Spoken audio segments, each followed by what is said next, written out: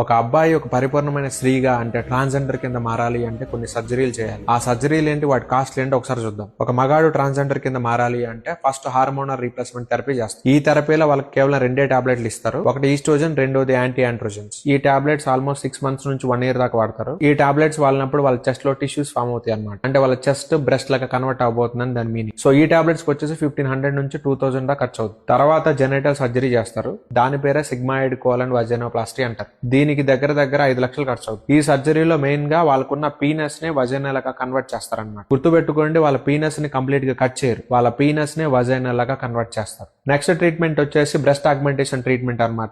ఎందుకంటే వాళ్ళు లేడీస్ కింద కన్వర్ట్ అవ్వాలి అంటే వాళ్ళకి బ్రెస్ట్ అనేది మ్యాండేటరీ అనమాట. వాళ్ళు ఇనీషియల్ గా హార్మోనల్ రీప్లేస్మెంట్ థెరపీ వాడినప్పుడు చెస్ట్ లో న్యూగా టిష్యూస్ ఫామ్ అవుతాయని చెప్పుకున్నాం కదా. అప్పుడు వాళ్ళకి పెరిగిన చెస్ట్ సైజ్ ఏదైతే ఉందో అది నార్మల్ గా ఒక అమ్మాయికి ఉన్నంత బ్రెస్ట్ సైజ్ ఉండదు అనమాట. సో అందుకనే దానికోసం వాళ్ళు బ్రెస్ట్ ఆగ్మెంటేషన్ ట్రీట్మెంట్ చేయించుకుంటారు. ఈ ట్రీట్మెంట్ లో వాళ్ళు సిలికాన్ ఇంప్లాంట్ చేసుకుంటారు. సేమ్ ఇదే ప్యాటర్న్ ని కొంతమంది హీరోయిన్లు బ్రెస్ట్ తక్కువ ఉండటం వల్ల సిలికాన్ ఇంప్లాంట్ చేసుకుని హీరోయిన్లు అవుతారు. కొంతమంది పార్న్ స్టార్లు కూడా పార్న్ ఫిల్మ్స్ లో యాక్ట్ చేయాలి అంటే ఇలాంటి సిలికాన్ ఇంప్లాంట్ చేసుకున్న తర్వాత వాళ్ళు అడల్ట్ ఫిల్మ్ లో యాక్ట్ చేయడానికి పర్మిషన్ వచ్చింది అనమాట. దీనికి 1.5 lakhs ఖర్చు అవుద్ది. కొంచెం బెటర్ హాస్పిటల్ అయితే 2.5 lakhs దాకా కూడా చార్జ్ చేస్తారు. అండ్ నెక్స్ట్ వచ్చేసి ఫేస్ ఫెమినైజేషన్ ట్రీట్మెంట్ చేస్తారు. సో ఇది ఒక కాంబినేషన్ ప్యాకేజ్ అనమాట. ఒక ప్యాకేజ్ లో four head countering and bro lift చేస్తారు. యూజువల్ గా ఫోర్ హెడ్ దగ్గర బోన్ ఏదైతే ఉందో అది మగాళ్ళకి కొంచెం ఎగుడు దిగుడుగా ఉంటుంది, ఆడవాళ్ళకి చాలా ఫ్లాట్ గా ఉంటుంది అనమాట. అందుకనే వాళ్ళకి ఫోర్ హెడ్ అండ్ మన హెయిర్ రెండు కలిసే ప్లేస్ దగ్గర కట్ చేసి మన స్కల్ ని ఓపెన్ చేసి దాన్ని కొంచెం ట్రిమ్ చేస్తారనమాట. లైక్ మన డెంటిస్ట్ దగ్గరికి వెళ్ళినప్పుడు పళ్ళని ఎలా అయితే పాలిష్ చేస్తారో అలా చేస్తారనమాట. ఈ four head countering and bro lift కలిపి 3 lakhs చార్జ్ చేస్తారు.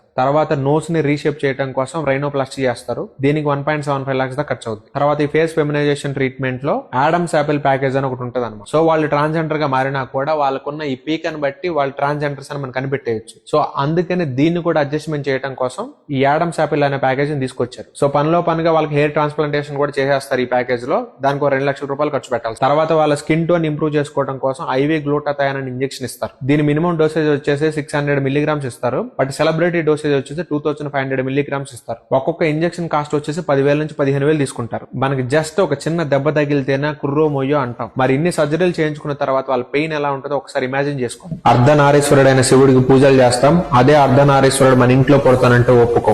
దీన్నే మన భక్తి అంటాం. గట్టిగా మాట్లాడితే సనాతన ధర్మం అని కూడా అంటాం. ఏం భక్తిరా నీతి.